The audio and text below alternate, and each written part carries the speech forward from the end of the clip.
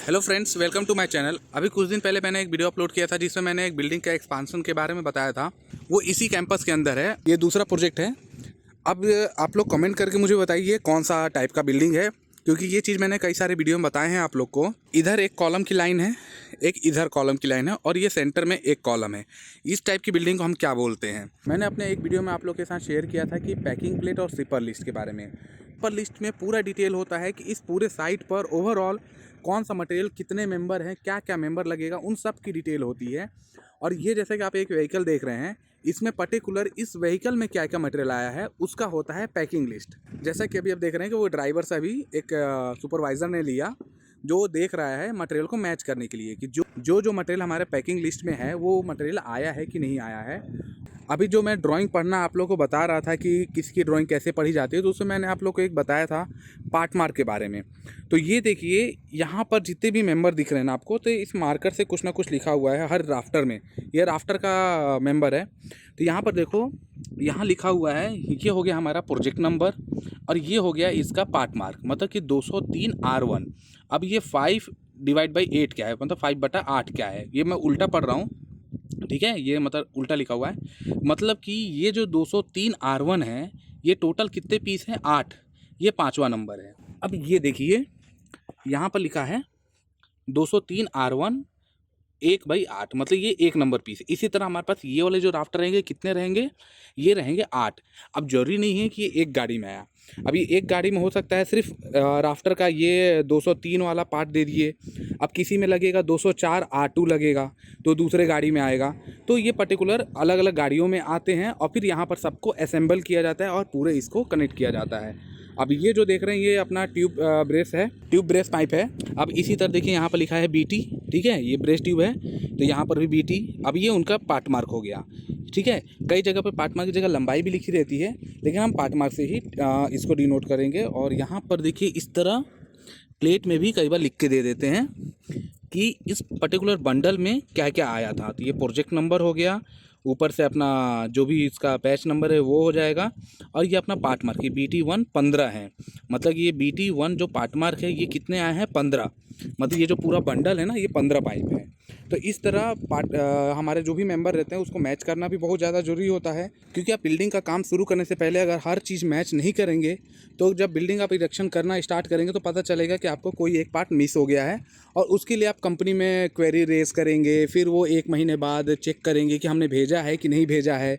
भेजा है तो मिस हो गया तो वो बिल्डर के अंडर में आएगा, और नहीं भेजा है तो फिर वो चीज़ बनेगी, आएगा, तो इससे चक्कर में आपका काम बहुत ज़्यादा डिले होगा। तो ये सब परेशानियों से बचने के लिए आप क्या कर सकते हैं कि जब भी ऐसी कोई गाड़ी आए, जैसे अब ये देख रहे हैं, थोड़ा धूप के कारण नहीं दिख रहा होगा, ठीक है, ये देखिए ऐसा, जैसे ऐसे कोई व्हीकल आता है तो हमको क्या करना पड़ता है, इसके साथ जो हमारी लिस्ट आती है वो पूरा मैच करना रहता है कि पूरा मटेरियल आया है कि नहीं आया है। ये देखिए, यहाँ पर अनलोडिंग चल रही है, और अनलोडिंग में भी बहुत सारे मेथड होते हैं, सेफ्टी मेथड होता है, जिसमें देखो गलत तरीके से उतार रहा है। पहला चीज़, ये जो इसने सीलिंग बांधी है, सीलिंग के नीचे इसको रबड़ की पैकिंग देनी चाहिए थी, जिससे सीलिंग ना कटे और हमारा जो भी कॉलम का मेंबर है उसका पेंट या उसमें स्क्रैच ना लगे।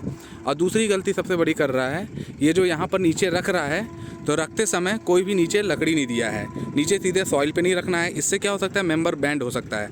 और एक मेंबर देखो, इसको ऐसा सीधा करके और ऐसा नीचे उतार दिया है। पप्पू, इसको सही कर।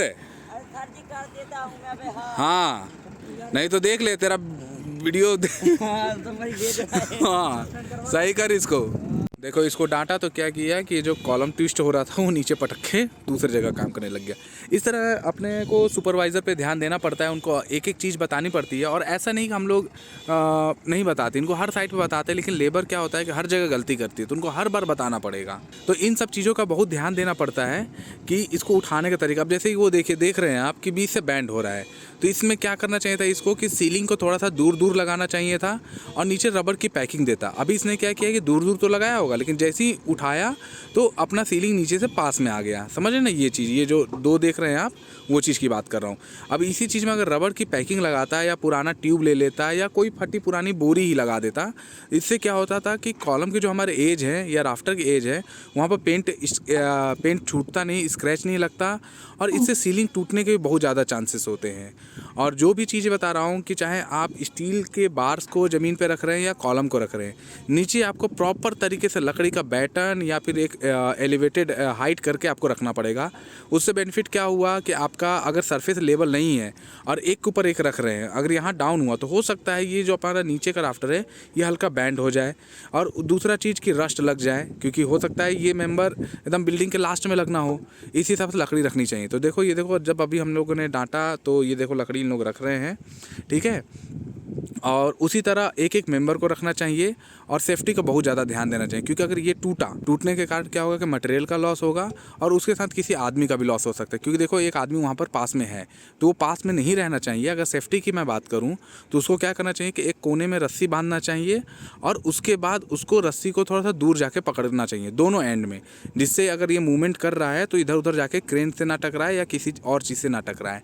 अब जाके इनको समझाना पड़ेगा कि इसका एक्चुअली तरीका क्या है। इन लोग बहुत रिस्की काम करते हैं, लेकिन जो बिल्डर होते हैं, जो कॉन्ट्रैक्टर होते हैं, वो अपना कहीं ना कहीं कॉस्ट कटिंग करने के लिए ऐसा काम कर देते हैं। अनलोडिंग के समय 1 या 2 आदमी भेज दिए, तो ऐसा नहीं करना चाहिए।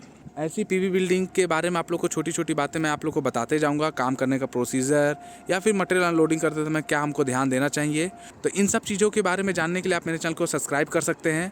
मिलते हैं अपने नेक्स्ट वीडियो में। Thank you for watching.